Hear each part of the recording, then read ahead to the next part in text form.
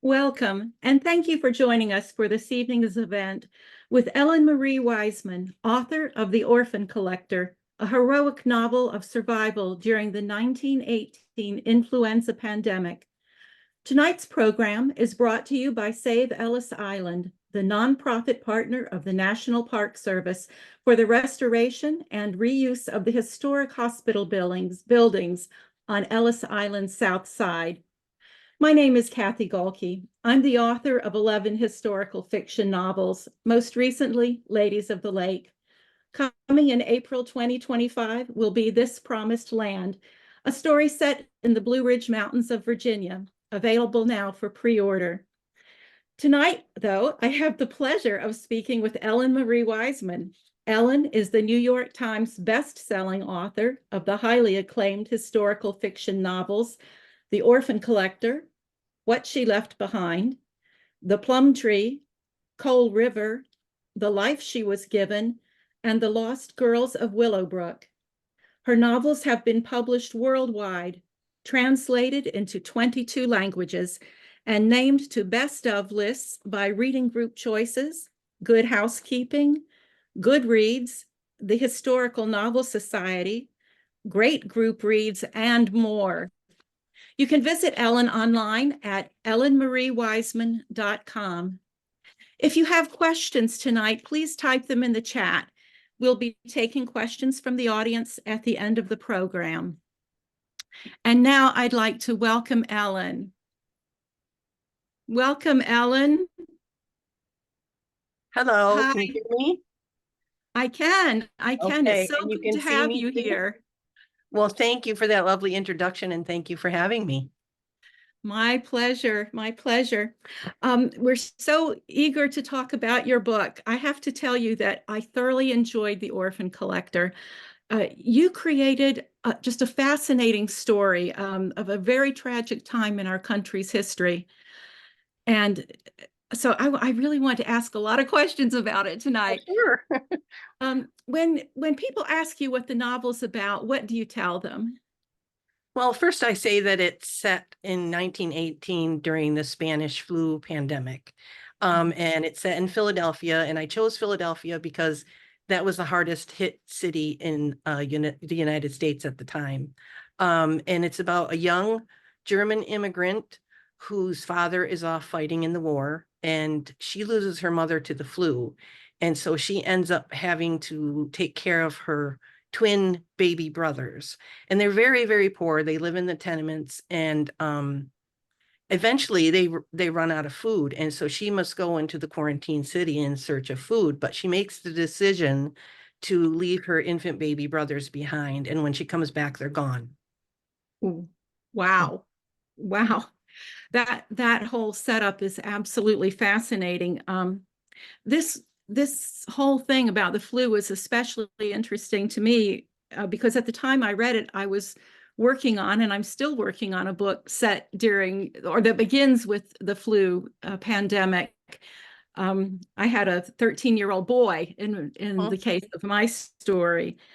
But that was in New York, and New York City's response was so different. The mayor did not close the schools. He believed that the flu would be spread much more quickly and widely among the tenements because people lived in close proximity there to each other. Mhm. But unfortunately, a lot of children died from that decision. So he received a lot of criticism. Um, and there's lots of things I want to ask you about, but let me just ask first, where did the idea for the book come from, and what was your inspiration? Well, I always like to ask my readers for ideas because they kind of know what my brand is. And they, there's so many things I think in history that we don't really know about or didn't learn about in school. And so one of my readers, she was a retired nurse, and she had asked me if I heard of the Spanish flu. And I had heard of it in passing, but I didn't really know that much about it. I didn't realize that it had infected a third of the world's population and killed 50 million people worldwide. But some estimates are like twice that many. I don't think that, all of the cases were reported. So the more I researched the Spanish flu, I always thought, why don't we know more about this? And she also asked me if I had heard of the visiting nurses of Philadelphia. And the visiting nurses went into homes and during the Spanish flu, because the hospitals and the morgues were overcrowded. And sometimes those nurses would find entire families had passed, or else the parents had passed and the children were there fending for themselves.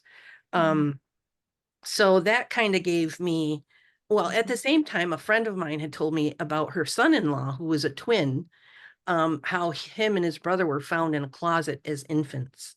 And so that kind of all came together in my mind. And, you know, immigration was also a big part of the news at the time of the writing of the Orphan Collector. And so I kind of wanted to come up with something to do with immigration too.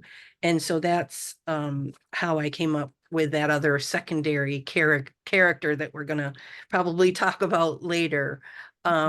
So all those things just combined. And the odd thing is that I came up with the title, The Orphan Collector, before I really knew who the Orphan Collector was. Oh, Um, wow. which is backwards, right? Right, right. Yeah.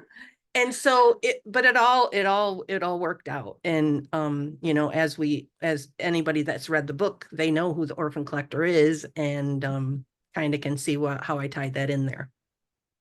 Don't you absolutely love how all the bits and pieces come from different Yeah. places and weave together to create a story that you never really imagined otherwise? Yeah. Yes, absolutely. Yeah, it's so much fun.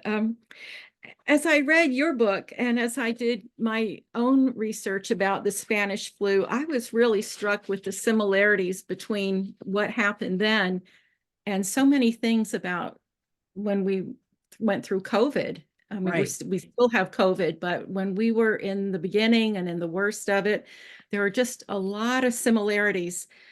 So I'm curious if COVID had begun when you started writing your story, and what similarities, what differences do you see between those two events? And also, I have to ask, did you feel you were in a time warp or Yeah. maybe some deja vu was after you wrote this or as you wrote it and saw all of this happening around you? Yeah. Well, I finished writing the book in January 2019, which was over a year before COVID came out. That's So amazing. when they started talking about COVID and this virus that was going around, I thought, oh, we've learned so much from 1918 that we're going to just have this under control. And boy, was I wrong. When they started to say that they were going to close schools, then I knew that, things were really, really serious. And the similarities, there's so many similarities as far as in 1918 they wore masks, and Yeah. some people thought that they shouldn't and some people thought that they should, and there were some cities like in California that would fine people for not wearing a mask. They had anti-mask meetings back then because some people were against it. And churches and movie theaters and all places of gathering were closed down and people were told to stay home. Um, all sounds familiar, doesn't it? Yes, it does. Also, false information was spread. Mhm. At the time, the newspapers were still under wartime censorship, so Yes. they did not want to print um, letters from doctors warning the public of what was really going on. But they also, in the beginning, they said, that influenza is as old as history, and it's usually accompanied by fog and foul air and swarms of insects, and told people not to worry. So there was so many so much misinformation out there. And also, just like during COVID, the morgues and the hospitals and everything became overcrowded. So there Mhm. was a lot of, like I said, I feel like we didn't really learn anything, unfortunately. Wow. Wow. Yeah. There's so much there. And I understand you have some slides you can share with us tonight from that Yeah, time period. yeah. I'll try to tell you what they're all about. Okay. This first one is from what is now Fort Riley in Kansas. I think it was, I can't remember the name. I think it was called Camp Houston or something, but that's where they believe COVID started, was in Fort Riley in Kansas. Everybody is not COVID, Spanish flu. Yeah. You know what I meant. I can understand why Funny. you might mix those two up.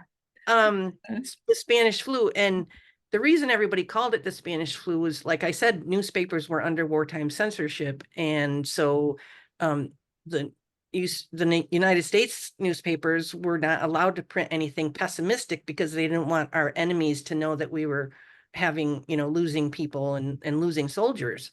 Yeah. But it was also in Spain, they were printing all about the Spanish flu. So in Spain, they called it the French flu, and in the United States, they called it the Spanish flu. But it's the belief is that it started in Kansas at this fort, and this is soldiers at this fort with Spanish flu. You can see with them so lined up, so close together, how that could just pass so Yes. easily. Yeah. Yes. And the second one is just, I believe that's from a newspaper with advice on, how to not get sick, like avoid worry and fear and fatigue. I don't know how you do that when there's a pandemic going on. So that's from a newspaper. There's a couple of these slides are from a newspaper. This is Red Cross workers making masks.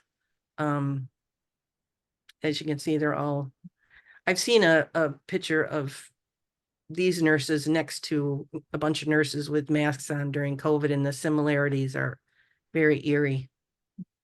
I remember when there was at first with COVID, the recommendation to wear masks. And in the newspaper, there came out a pattern to make masks. Oh. And I used that pattern to make masks for all my family. Oh yeah, I remember And at everybody. that time, I didn't really I only had what I had at home because you weren't just going couldn't go shopping. anywhere. And I remember using new, but they weren't old, but they were new shoelaces to attach the masks. Yeah. Yeah. Some of these look like they could be from just a few years ago. Right. And this is a newspaper headline from Illinois. Like I said, the schools and churches and theaters were closed just like they are now. And the one headline where it says drugstores were swamped with flu victims, one of the main things that the drugstores were giving people was whiskey, because everybody thought that was the cure to everything. Yeah. Yeah. It was, if it wasn't straight whiskey, that was part of so many different medicines people create. Right. Yeah, at the time. And this is one of the posters that you might have seen at the time, telling you to eat more onions to prevent getting the Spanish flu. And this brings to mind all of the strange remedies that people used at that time. They would wear garlic around their necks, and they would eat sugar cubes soaked in kerosene and take formaldehyde tablets. And they gave children Mrs. Winslow's soothing syrup, which had ammonia, whiskey, and one other thing I can't remember right now. Morphine. Wow, that sounds And deadly, not yes, helpful. and in the 1930s, in 1911, wait, I'm getting my dates mixed up. It was labeled a baby killer, but it wasn't taken off the market until 1930s. My goodness. So that's, all these strange remedies. And there's your pattern to make a mask that was in a newspaper. Yep. Very similar. Yep. Yeah. Oh And this my. was a cartoon, editorial cartoon from a newspaper, because the Spanish flu had the world in its grip, the death grip. Wow. Yeah. It There's did. a lot of, Yeah. if you go online and Google Spanish flu and images, there's a lot of very eerie images that you can look at, and a lot of political cartoons and stuff too. Wow. Thank you. Thank you for showing us those. It's Sure. yeah, some of them seem very far removed, but some of them seem like they could just have been in the paper a few years ago. Yeah. Absolutely. So back to the book itself. The young girl, Pia, was a 13-year-old girl. Her family came from Germany, and that was before World War I. Can you tell us when they came from Germany, where they came from, and did they come through Ellis Island, and where they're living in the story when the story opens in Philadelphia? What is that like for them? Well, if my math is right, she was 13 in 1918. So, and she came over when she was 4. So I think that's 1909, right? Okay. Math is not my strong suit. So I never said, actually, I don't think I said, this book came out in 2020, so it's hard for me to remember every detail. I don't think that I said exactly in Germany where they came from. But they were coming to America to look for a better life. And I'm sure that they came through Ellis Island. That would make sense to me. And at first they lived in Pennsylvania. There's one part of the book where she's wishing that she was back in Pennsylvania. And even though her father was a coal miner and it was a dangerous job, she had, fresh air and mountains and grass. And now she's in the tenements, the overcrowded tenements in Philadelphia, where sometimes there's 2 and 3 families living in one room, and it's just overrun with people and trolleys, and she's just not used to that. And they're extremely poor. And then the dad is off fighting, and then also the mother has lost her job at the textile mill because they are German, and because some employees, it was during World War I, so they didn't want to hire or have German employees, so they were extremely poor. Yeah. Mhm. Wow. What a tough thing. I know in the book you really make it very clear how terrible the prejudice was against German immigrants at that time, and that reminded me of my husband's family. His grandfather came to this country early 1900s, 1901 or two, something like that. Mhm. And even though he had lived and worked in this country for over a decade and was an American citizen at that point, they suffered prejudice and they suffered criticisms and ostracisms, to the point that he told his family, "We speak no more German until we tell people we're Russians," because they Right. felt it was safer for the family. Mhm. Um, that's pretty scary that Yeah. people would have to feel like that. And in Pia's case, her mother was so afraid of what the neighbors would say or do.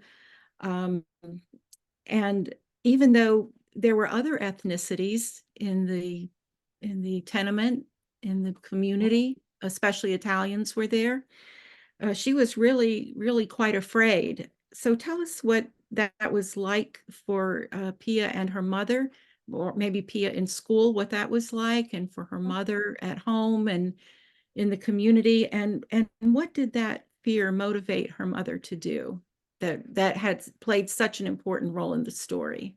Yeah. Well, during that time, you know, um, German speaking, German language newspapers and German speaking churches were shut down.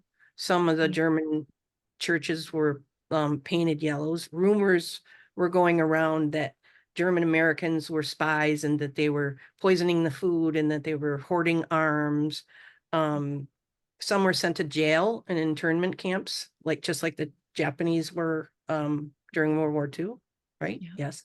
Um, And, posters were put up, propaganda posters about Germans, standing over dead Americans. Um, there was a special, like in Philadelphia anyway, there was a special police group formed that were to watch the Germans. Sometimes, a German American man or something would get dragged out of their home and beaten because they were suspected of something. And the president at the time said that all Germans were alien enemies. So, you get all of this going on. And the kids had to sign things in school saying they wouldn't speak German, and the adults were supposed to sign documents denouncing their German citizenship. And so not only did Pia's father sign up to go to the war so that they could prove their loyalty, but Pia's mother, she lost her job because she was German, but she really wanted to prove her loyalty to her American neighbors. And also she couldn't afford to buy like the war bonds and things like that. So she said the only way that we can prove we're loyal is to go to this Liberty Loan Parade. And so that's the beginning of the book. They go to the Liberty Loan Parade, which doctors had warned the mayor of Philadelphia to not let this Liberty Loan Parade happen because they knew that the Spanish flu had reached Philadelphia.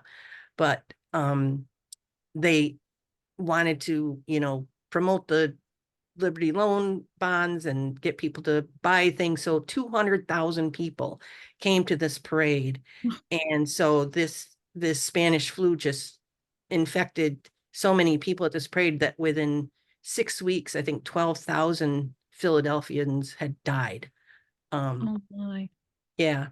So, that's why I started the book out with them going to that parade, because that was just the kind of the beginning of the whole thing for Pia and her family. Yeah. Mhm. That's so interesting.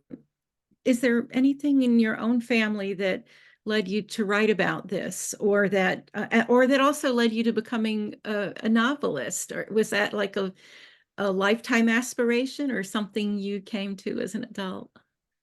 Well, I was always a huge reader. When I was 12, 13 years old, I was reading Stephen King and Anne Rice and things like that. And so I've always been a huge reader. And every once in a while, I'd read something as I got older that I would think, well, I could write something better than that. So as I was bringing up my kids, I used to just write as a hobby, and I started a few different stories, but never really followed through. And then one day, the inspiration to write my first novel, The Plum Tree, came to me because my mother is a German immigrant. Oh, yeah. She came over in 1957, and I grew up. She came over alone by ship to marry an American soldier. So she left her family and her sisters and brothers and all behind to marry this American soldier. So I grew up visiting my grandmother and my grandfather and my uncles and aunts and cousins and everyone. And I just absolutely adored Germany. It was like this fairy tale place to me. And so when I was a junior in high school and I started learning about World War II and the Holocaust, I Yeah. was like, how could something like that happen in such a beautiful place? And I didn't understand it. And some of my classmates called me a Nazi and things because they knew that my mother was German.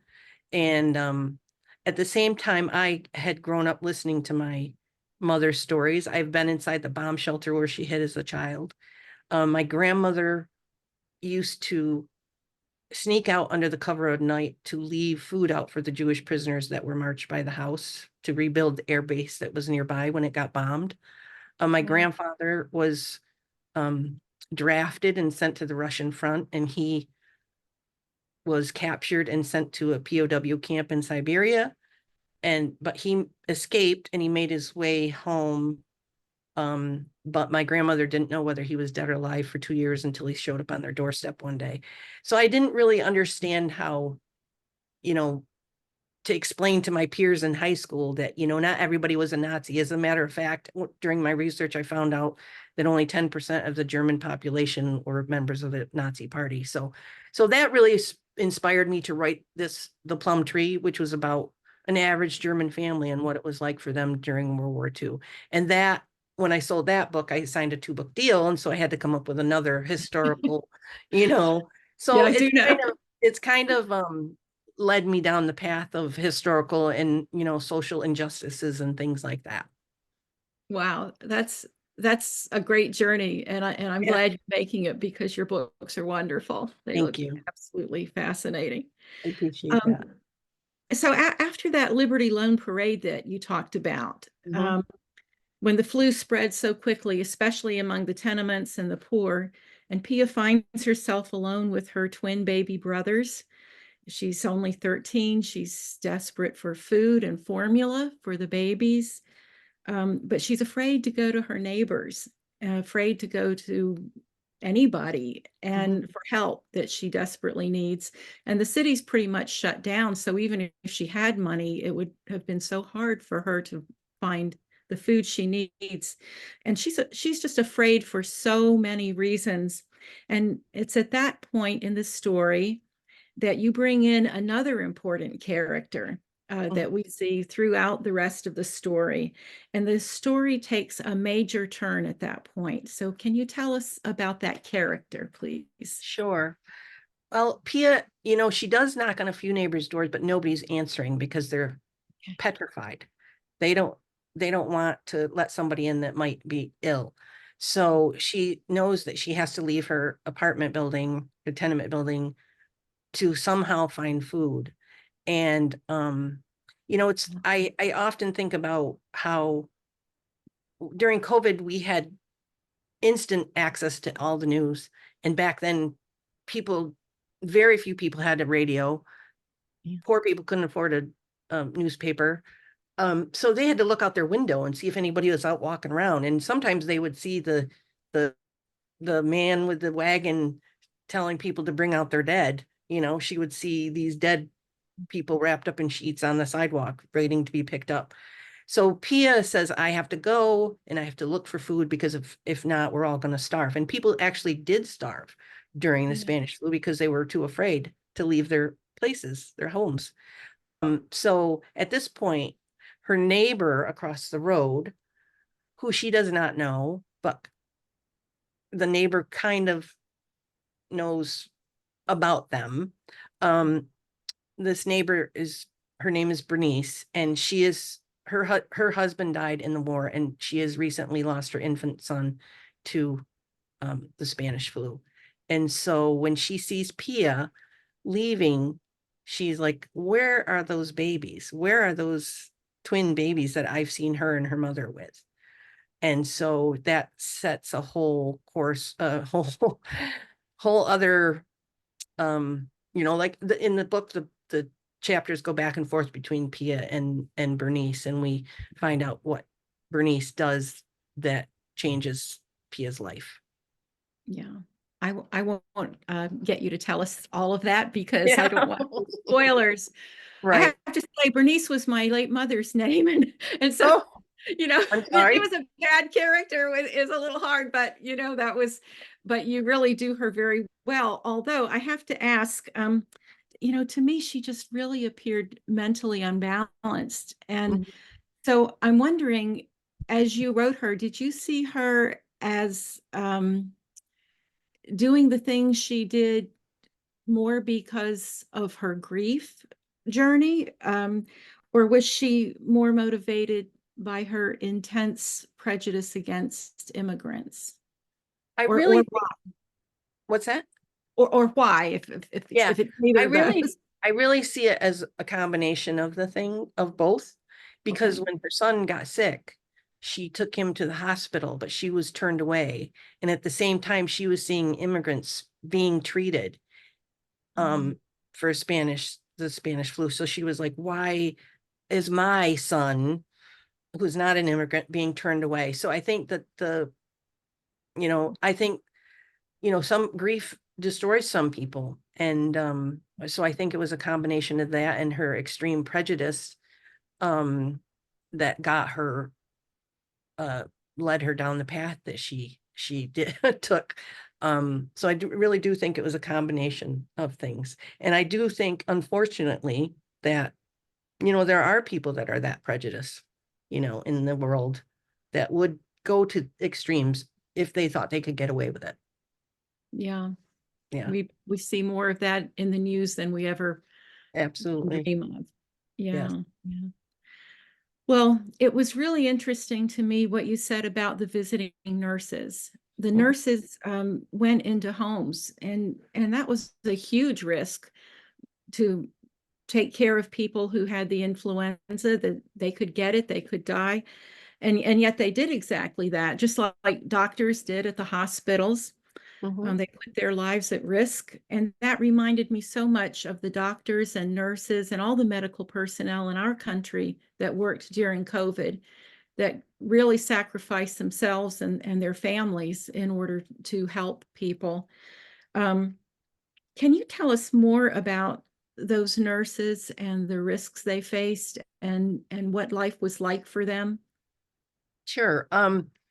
I know a little bit more about the Philadelphia visiting nurses, but I know there was other visiting nurses all over the country. Um, and even before the Spanish flu hit, they were going around to homes, especially of poorer people and immigrants, to help them um, learn about, like good hygiene and good health habits and nutrition.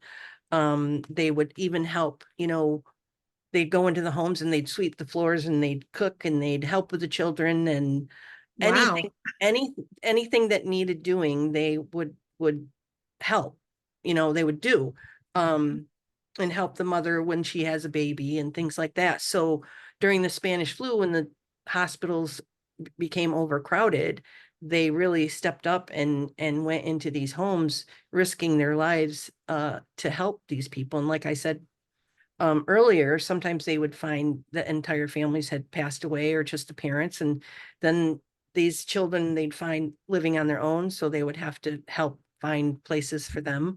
But there wasn't a whole lot that they could do for these Spanish flu patients, because they the doctors and things didn't know what they were really dealing with. They didn't know what viruses were. Yeah. So they would bathe them and change their linens, and and even before that, they were exposing themselves to diseases and things. And I know that during the Spanish flu, there was some visiting nurses that gave their lives. They got sick and died. And also I heard of one that was kidnapped on her way to someone else's house, because somebody kidnapped her because they wanted to take her home to help their family. Oh my. So there was all sorts of dangerous Yeah. things that they dealt with. Yeah. I don't think we appreciate the medical personnel enough. It's like No, teachers. We not don't at all. appreciate teachers enough and all that Absolutely. they do. Yeah. And the police, all that they do. Yeah. It, Wow. yeah, teachers and nurses and should definitely be, paid more, and it's like really, really difficult to get home health now. You know, Yes. I have aging parents, and my stepfather had a stroke, and getting somebody to help is extremely hard, you Yeah. know, even though Yeah. it can be all paid for. So, but I did want to mention also, as far as, um, it made me think of it when I was talking about the nurses back then. Bear Company was owned by Germans, and so people thought that they were, the ones that were poisoning people with their bear aspirin. But at the time, also, it came to light years later that doctors were prescribing almost toxic doses of aspirin for people that were sick. So that, and one of the things that the Spanish flu did, and there was 3 waves of the Spanish flu. The first couple were mild, but then the third one during the fall of 1918 was really bad. Some people would be fine 1 minute and dead within 12 hours. And they would bleed out and Yeah. drown in their own fluids. And so all this aspirin certainly didn't help that, you know. Oh, that would thin the blood. Yeah. Yes. Yeah. Yes. Wow. Well, well, back to Pia. The loss of her family was not only a terrible blow, but it was one that filled her with guilt and regret. And she was only 13, even though she felt responsible. So how did she cope? How do you think she coped, and what did she do, and where did that lead her? Well, um, she gets waylaid by a couple of things. Right. As she's out searching for food. And really gets into some impossible situations that makes it hard for her to get back home. And I think that one thing she did was just she kept hoping that her father was going to come back from the war. She didn't know, when he was coming back, if he was coming back, but she kept telling herself that he was coming back. And she was just determined, no matter what, to find her brothers and find out what happened to her. And so she, outwitted some people and found her way around to find out the truth about what happened. She was just determined and stubborn, and you know, Yeah, she was one really brave and resourceful girl. I was very impressed with her. And even in her darkest, most confining times, though, she just never gave up the quest to find her brothers, and she always helped other people. She yes. was she was such a good person. Um, I was so relieved when she finally encountered some people who were kind to her at last. Hmm. But it took her a long time after all she'd been through to trust them, or because of who she was, for them to really trust her Right. completely. So, can you compare Pia's experience with that of immigrants in our country today? And can you give us some insights in how we, as citizens in America, can be more helpful to immigrants? Well, I think that the first thing that we need to remember is that most of us are immigrants, or we came We from all came from somewhere, or our Yes, families did. most of us did. And I think that, it's really important not to believe a lot of the lies that are being spread. I think it's important to take people on a the case by case basis, instead of painting them all with the same brush, saying they're all criminals or whatever.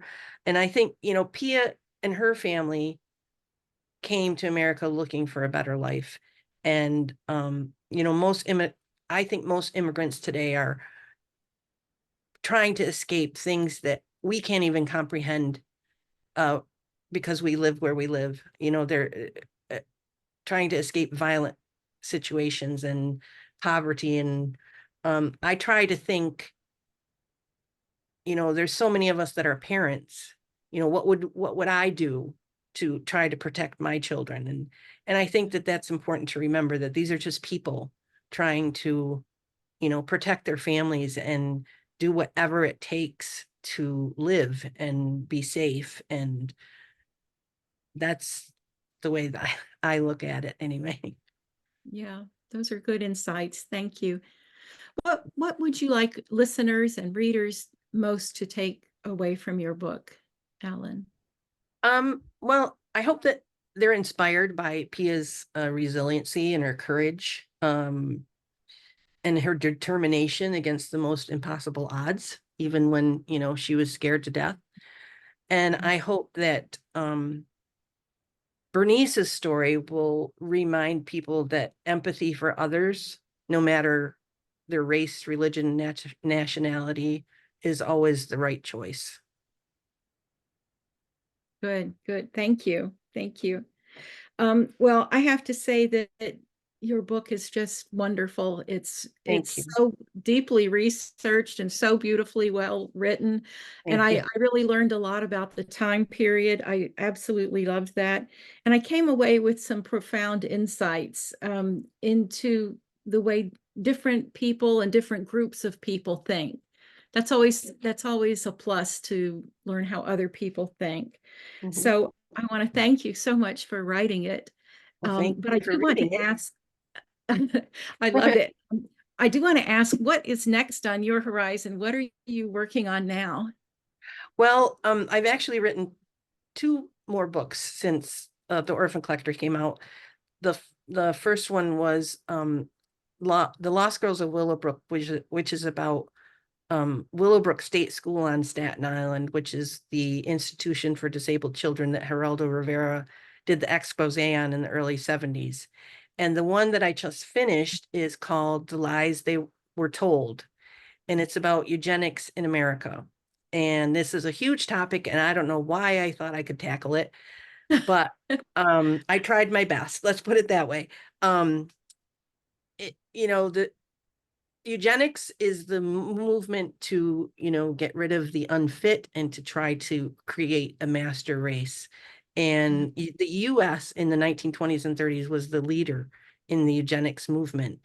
And I was really shocked to learn that, the Nazis adopted a lot of the policies and things from American eugenicists. Hitler actually wrote a fan letter to an American eugenicist that had written a book called The Master Race.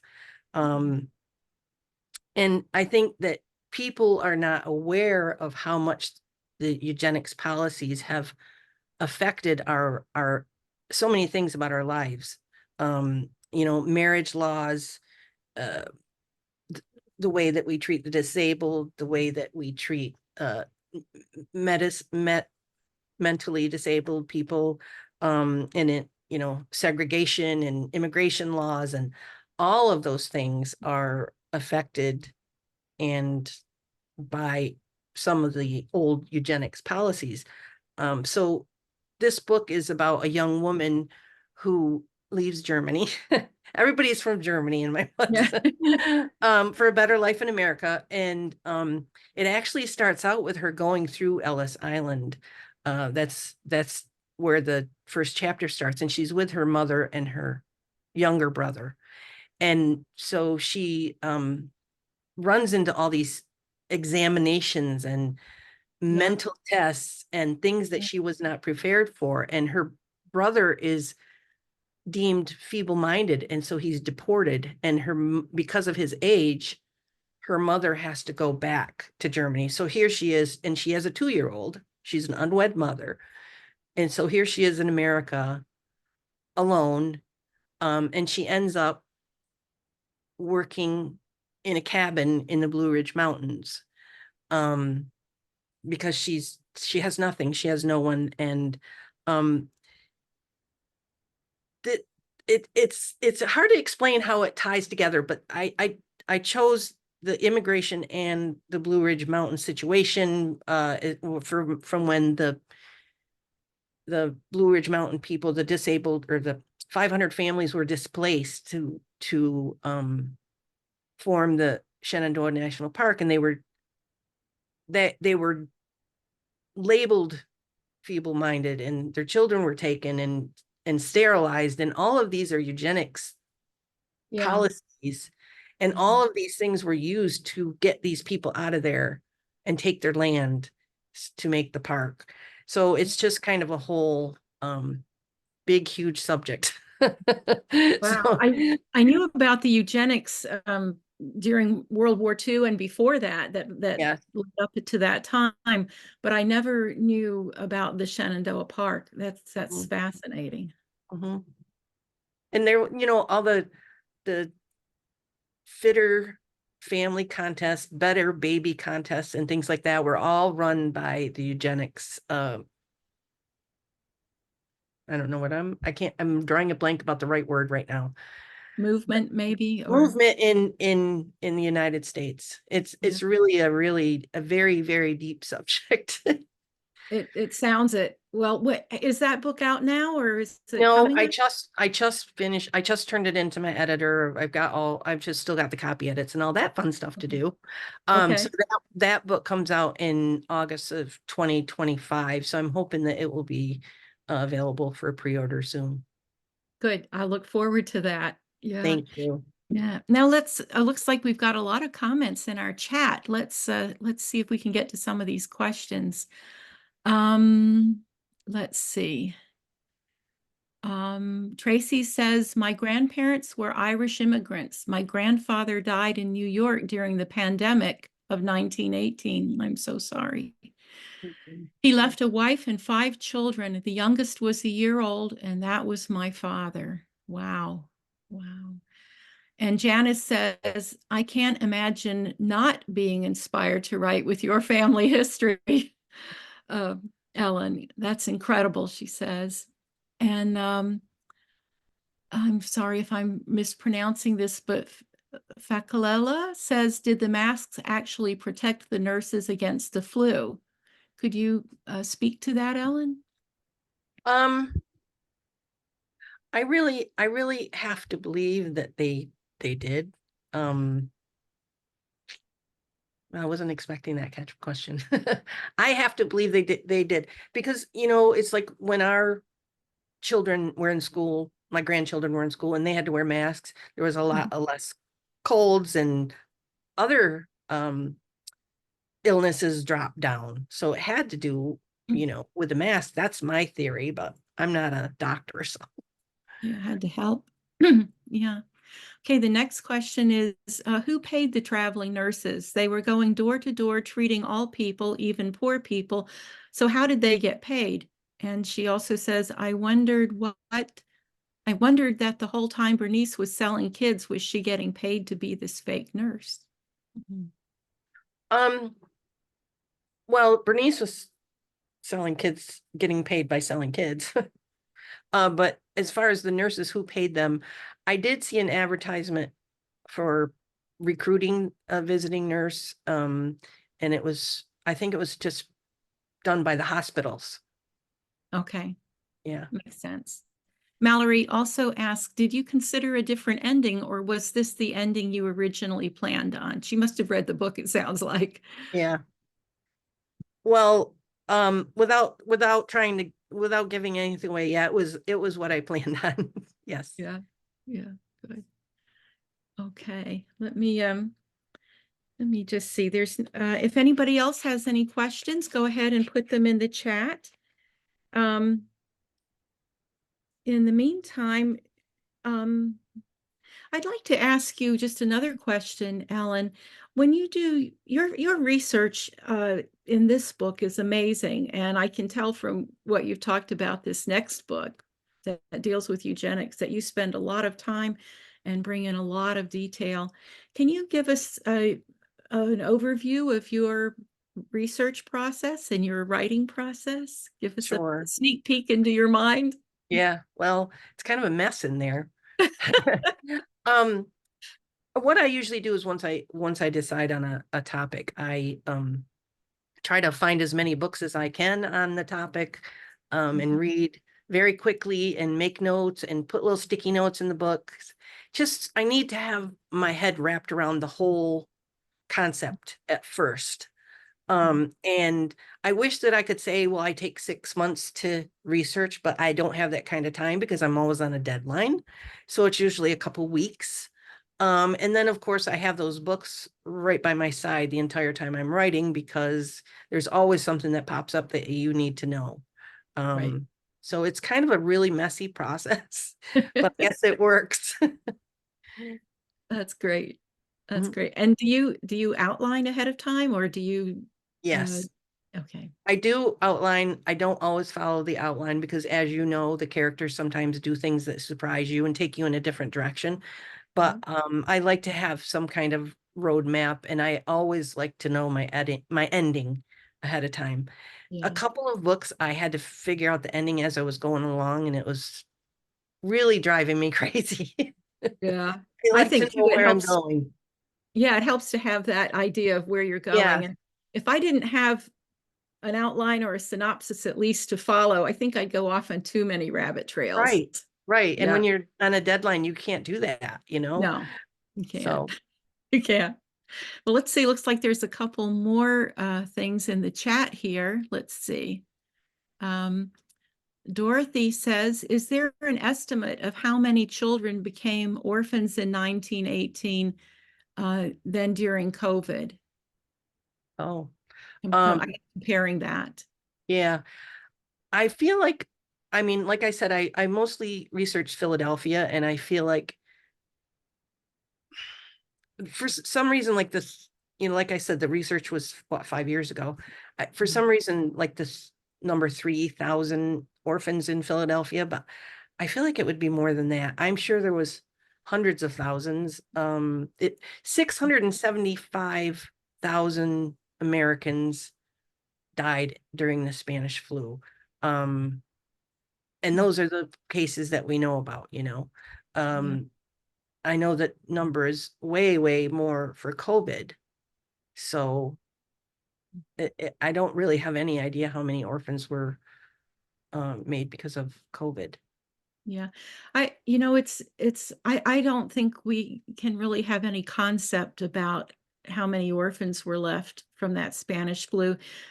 And the very fact that record keeping was not so easy, there was no internet. Right, Most people didn't have telephones. As you said, most people, especially poor people, didn't have radios or a newspaper, and immigrants who couldn't read English wouldn't have been able to make use of that if they had it. right, So it makes such a difference to have information and have access to information, to have the news on television. Even during COVID, we would have newscasters doing their work from their home. We would still get the news at night, and right. they didn't have that. Yeah. No. So Mallory says, I was so relieved to find out the book was fictional. I didn't check until I finished it. So imagine my reactions thinking the whole time everything was true. Ha ha ha ha. Well, yeah, it was pretty, pretty Well, tough. yeah, I mean, everything about the Spanish flu that you read in there was true. Yeah. As far as Bernice, she was a figment of my imagination. She was pretending to be a nurse, but there are many situations where I think people of her persuasion would take advantage of that situation and do the things that she did, Yeah. so it's not, I don't think it's completely 100% far-fetched.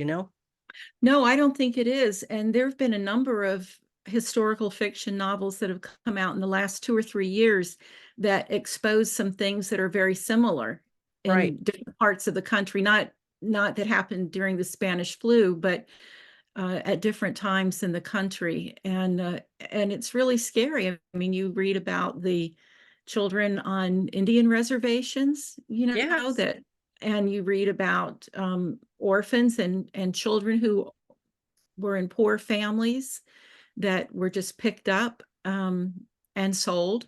You, yes. so those What was things, it, Georgia Tan, was that woman's name? That I can't remember, but I know what you're talking about. Lisa Wingate, Yes, Lisa Wingate. Yeah. yes, Yeah, she wrote a book. I was thinking about that book. The yes, title escapes me at the moment, I know. Me too, for some reason. It's but a fascinating book. yes. Um, and then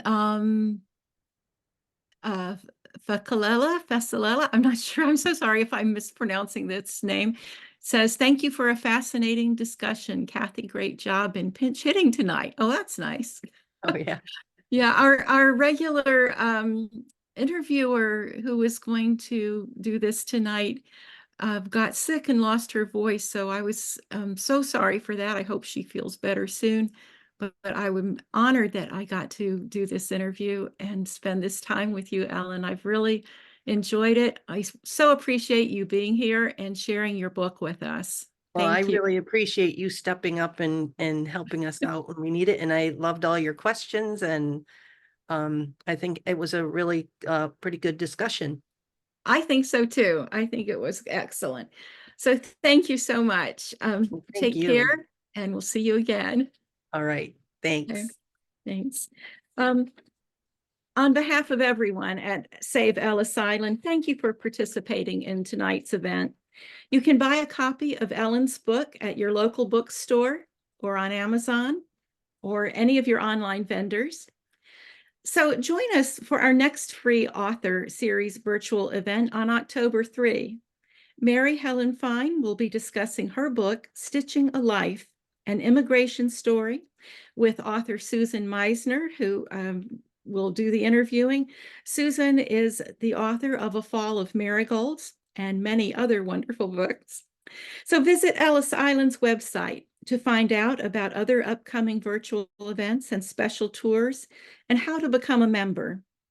Learn more about the restoration work being done and ways you can donate to help save this national icon and preserve our history for future generations. Thank you so much, and good night.